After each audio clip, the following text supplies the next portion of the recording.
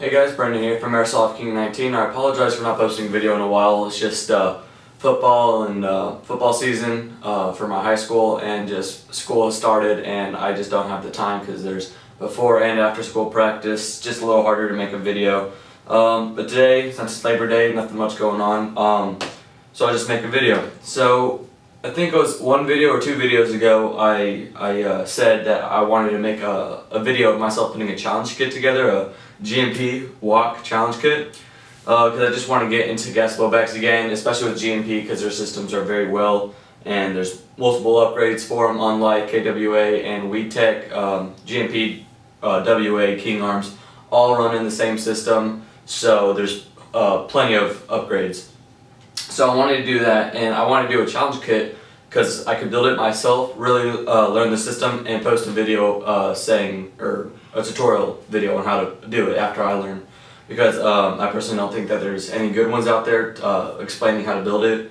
But anyway, I'm thinking last week, yeah, just about last Sunday, I was airsofting with one of my friends, and we're setting up all our stuff before the first game on the picnic tables where I was putting BBs in my mag, and I heard the charging handle rack back that sounded like a gas blowback, and someone said, "Oh yeah, this is my G&P WOC," and I'm like, "Oh my god!" So I turned around and he had a G&P WOC with the mag pull front hand guard, and I'm like, "Hey, do you mind if I see that?" So I'm holding it. He's talking to me about it. He's like, "If you want to buy it, I'm selling it dirt cheap," and we're talking about it, and he said the gun with the real steel mag pull handguard, all steel internals, and 5 mags, he was going to sell it to me for $200.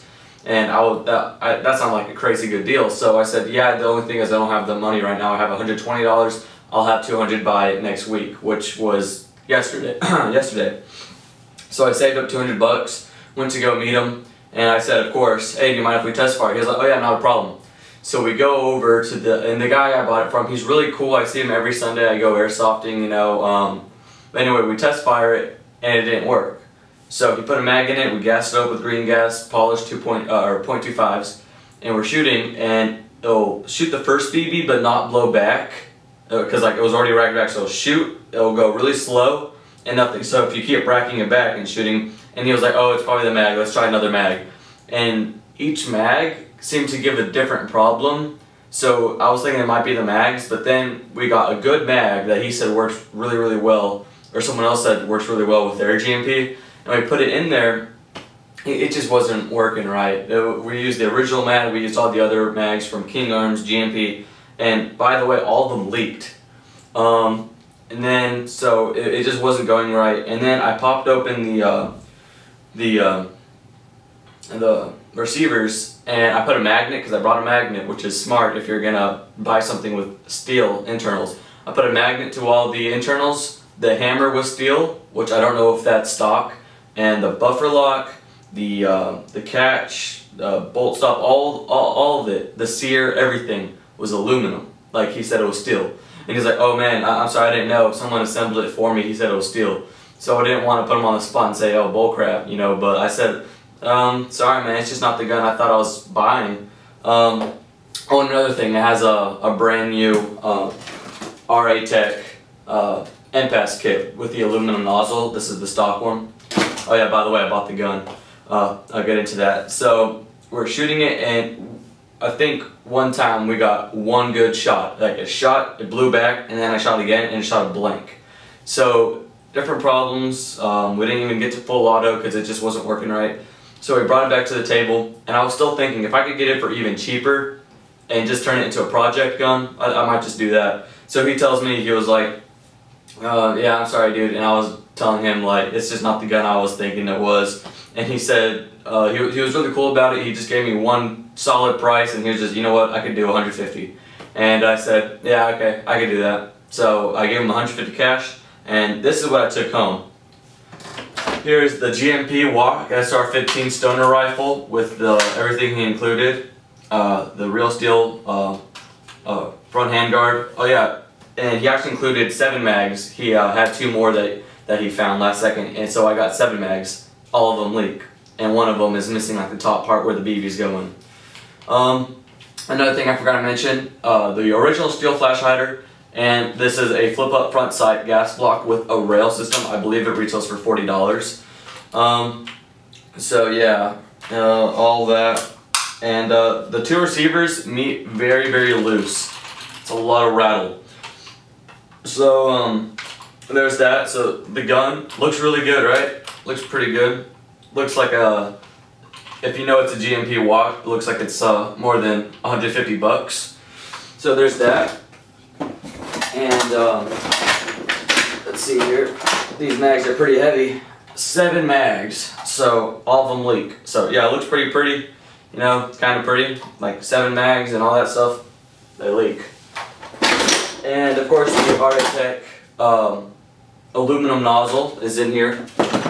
Actually, it's right here. The reason that the, as you can see, the aluminum nozzle, and the reason that the bolt and nozzle and the charging handle are off the gun, I was shooting it for the first time today, like for the first time that it worked.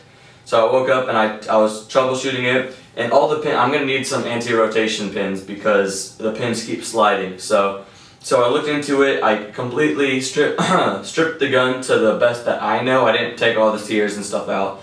I just kind of put the two receivers together, or apart. I got the nozzle, everything like that. And I noticed that the internals were bone dry. They were just way too dry, and it smelled like propane. So I'm starting to use green gas, and I put so much silicone oil in the right places, not too much, but so I think for the first time it got maintained correctly. So then I put a mag through it, and while it was leaking, because the mags are pretty much garbage, and I got a mag that looked the best, looked the newest, and it was leaking, but I was able to get like 4 shots on semi-automatic. It was kind of inaccurate. I could get into that later. And then I tried full auto, and the first shot on full auto, charging handle snapped. So and at this time I was actually selling it on Craigslist. So I bought it for $150. And I just put it on Craigslist for a starting price, because all of it new retail, everything on it is 800 bucks. I paid 150, so I just put it on 300 or best offer. You know, I was probably gonna go to 200 or 250.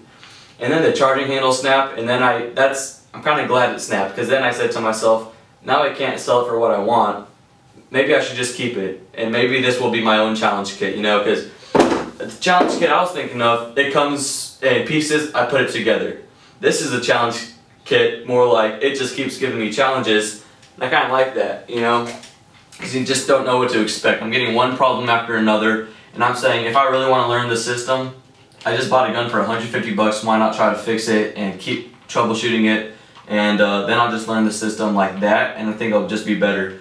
So I took it off the I took my ad off Craigslist. I'm just gonna keep it. So G&P 7 mags, even though the mags are garbage.